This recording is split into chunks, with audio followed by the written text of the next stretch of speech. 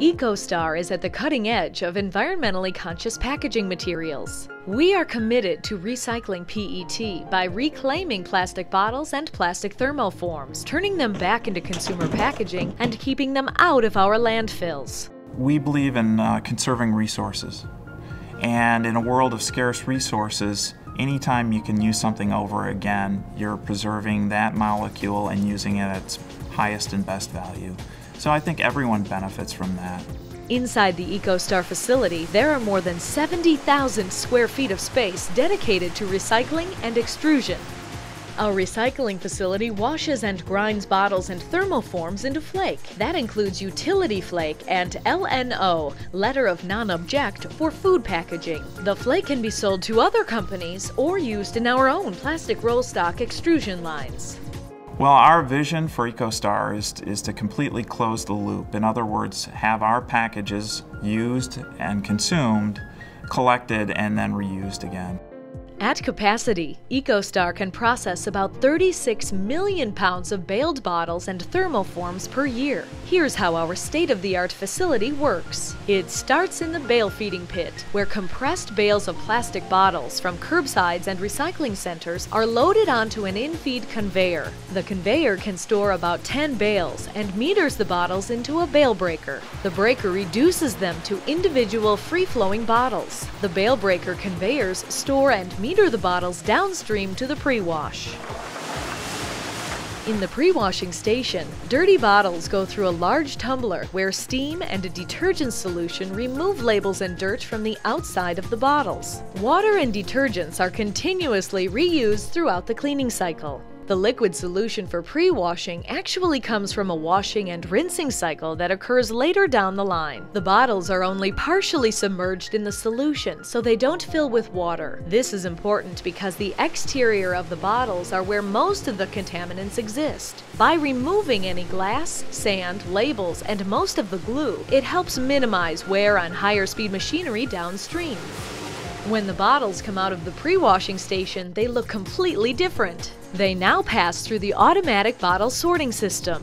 This system operates much more efficiently because the dirt and labels have already been removed from the bottles. At this point, non-PET bottles are sorted out by near-infrared technology. The system also uses an optical camera to sort out the colored bottles.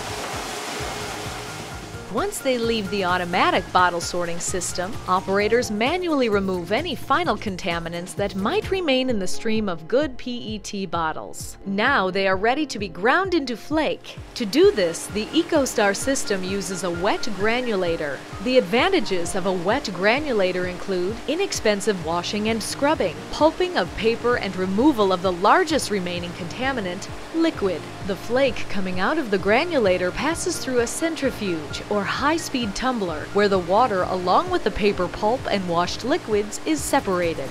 Then the flake is conveyed to a silo and eventually reaction tanks for hot washing. A carefully measured amount of flake is mixed with hot water and detergents to remove dirt and glue. From here, the flake is basically tumble-dried, rinsed, and conveyed to a separation tank. In the tank, bottle caps and rings are separated from the PET flake. The PET flakes sink, while the caps and rings float to the top where they are skimmed off. Then the flakes are rinsed one final time.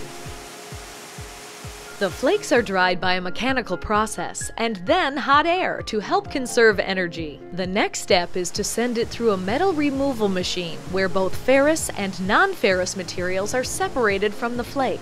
At this point, we may decide to send some of the PET flakes through special decontamination equipment to convert the flakes into food-grade material. We're taking the plastic and putting it through what we call a super cleaner, and that allows us to remove any of the volatiles and to use 100% post-consumer material in food contact. So it's really kind of special, and not a lot of people do that. Finally, the PET flakes are transferred through a mixing silo. Mixing the flakes reduces possible contaminant concentration. Then, the flakes are moved to an elutriator, which removes small particles and dust-like material called fines from the PET. After that, the flakes are stored in super sacks. Recycled raw material is ready for extrusion into virgin quality roll stock with high recycled content. That's 100% post-consumer roll stock for retail and food packaging. If you compare virgin raw materials to recycled raw materials, it uses about half as much carbon. So it's a significant reduction in the carbon necessary to produce packaging, and that's a pretty big reduction. Reducing waste in landfills, meeting new market demands, providing recycled roll stock. It's not just the right thing to do, it's what we do best. Eostar. Recycle, replastic, results.